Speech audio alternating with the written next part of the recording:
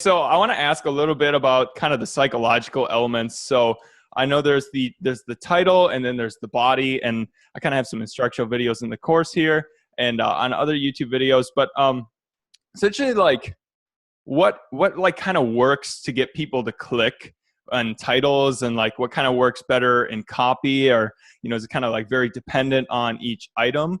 You want to like just from a general high level, your experience through all the emails that you have, and just selling on Amazon for so long. Do you have any tips that maybe I don't know? Or Um, you probably know a lot, but and some of this might be really obvious, but I mean, I'll just go over it.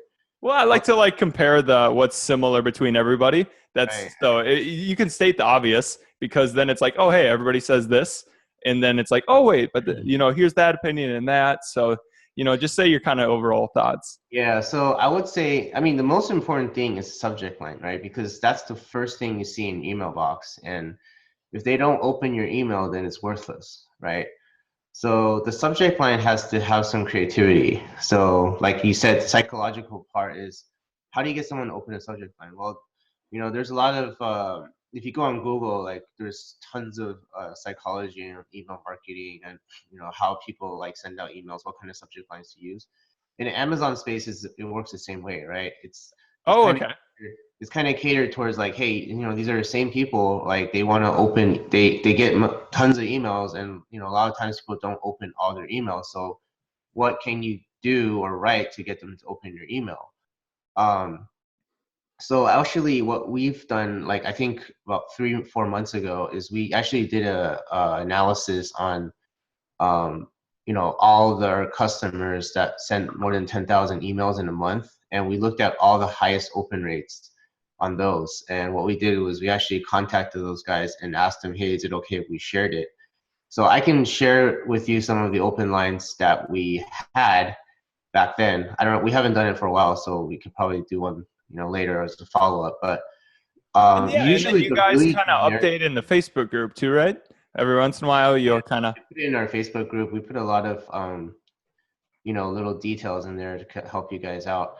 So we noticed that actually the ones that are really generic are the ones that get opened the most, rather than like please leave a feedback or please leave a review as a subject line, because a lot of people already know like, hey, they're going to try to get me to leave a feedback review. I don't want to bother reading it. So for example, hi, customer name, your item title has been shipped. Like that's could be the first email sequence that goes out, right? And that's like that's one that has a really high open rate, just because they're curious and they're like, oh yeah, my items are shipped, I'll open it, just see if there's any information. It's kind of like the Amazon generic one. Another good one is dear customer name regarding your Amazon order ID number. So using the psychological factor of their name, because they actually care about their name. Yeah, I mean, usually people use first name just because it looks less like automated. You're kind of more personal, right? So they'll do customer first name regarding Amazon order ID, and that the psychology behind that one is it tells you that it's something to do with your Amazon order, but doesn't tell you enough. So Unanswered questions, and you're getting the authority of Amazon's name. So exactly. their name, Amazon's name, And unanswered it's about questions. your order. So you're like, oh man, I don't know what's this regarding, so I'm gonna open it, right? So Oh, really high open rate.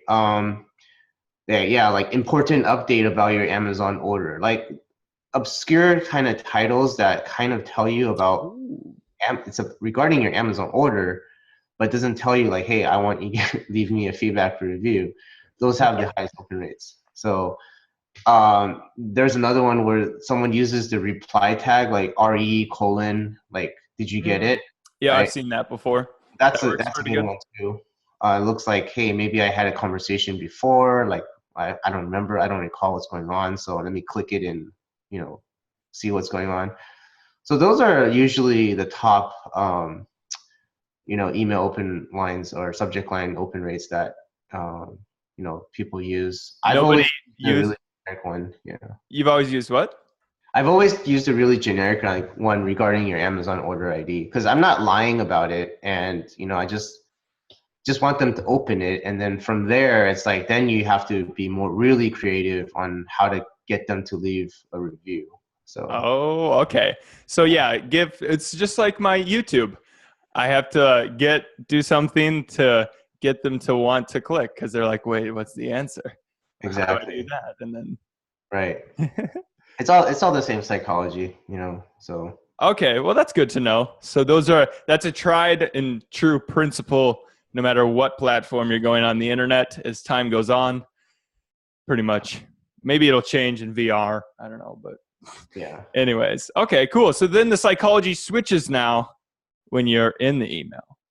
Right. So this is where like you have to get creative, and this is more based on what kind of product you're selling, right? So Mm. if you're selling like baby products, then you might want to have an email that has like a picture of a baby, or something to connect with the parents, because usually it's the parents that are buying the product, and they're like more of the little older, right? They're more mature.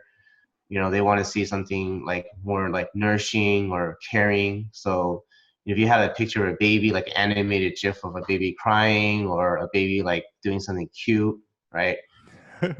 That's something that will grab their attention right away. And you probably want to put that right in the beginning, because when they open it, they have probably like 2 or 3 seconds to grab their attention before they move on to their next email. So if you can Mm. grab their attention in the beginning, and then you can start building more and more below it, and then at the end you have an agenda. It's like, hey, please leave me a product review, or please leave me a feedback.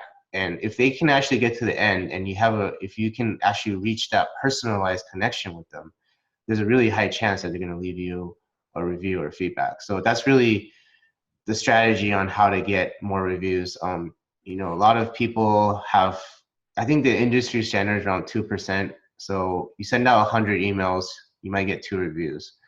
Now, if you can get it to Is like, that without a review like feed follow up, or with just a like industry standard review follow up is I 2%? think, well, I'm not 100% sure, because like, yeah, I don't have enough data on that, but that's what a lot of people say. And, some of the statistics that we've seen, it's kind of like that. And I think it's probably including email follow up, because just in general, people just don't have time to leave reviews, or they just don't want to leave reviews.